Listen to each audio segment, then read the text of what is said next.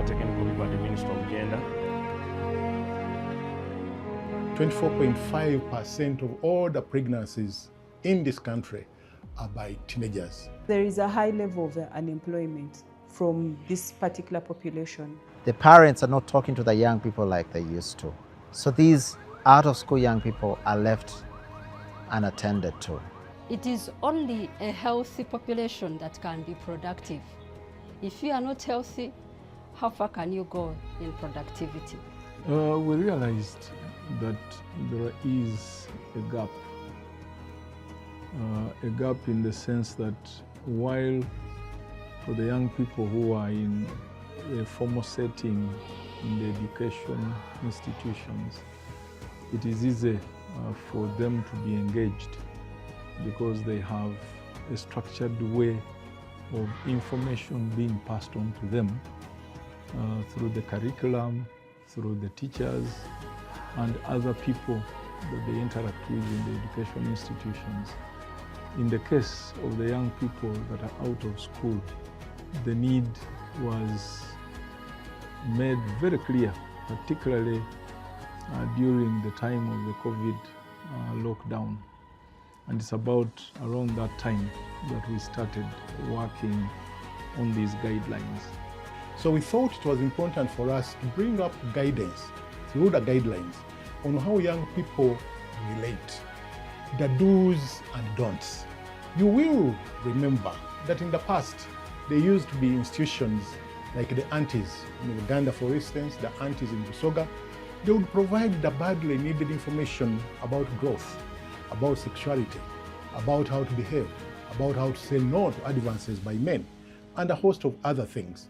But right now, everybody is busy, so the younger girls, the younger boys, they are doing a lot of things that they ought not to do.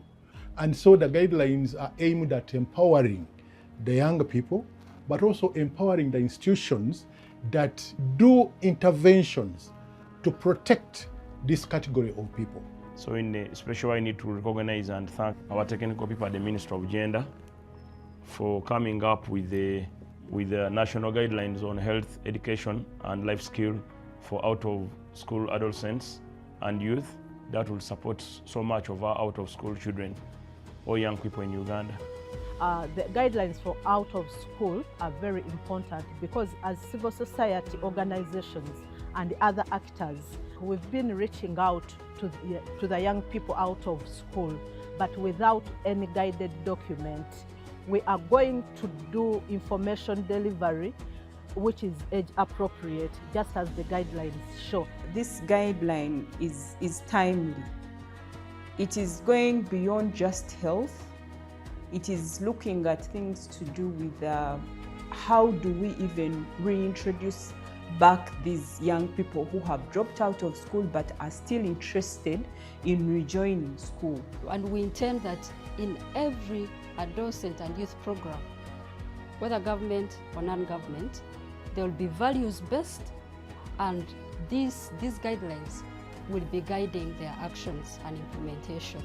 Our development partners, it's a multi-sectoral role in ensuring that that young person in the hard-to-reach community, out of school, is reached with the right information, which is culturally sensitive, which is age-appropriate, and all of us being able to do it well.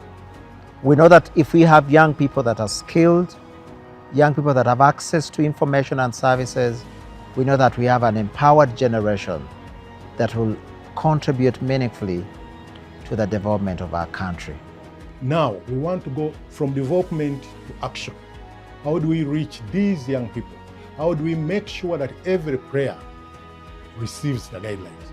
Once the utility value that we expect of these guidelines is realized out there, then we need to move faster in translating what is in here into the different regional and local languages. This is a significant milestone in Uganda's effort to enhance broad and equitable access to critical life information for adolescents and young people who are out of school.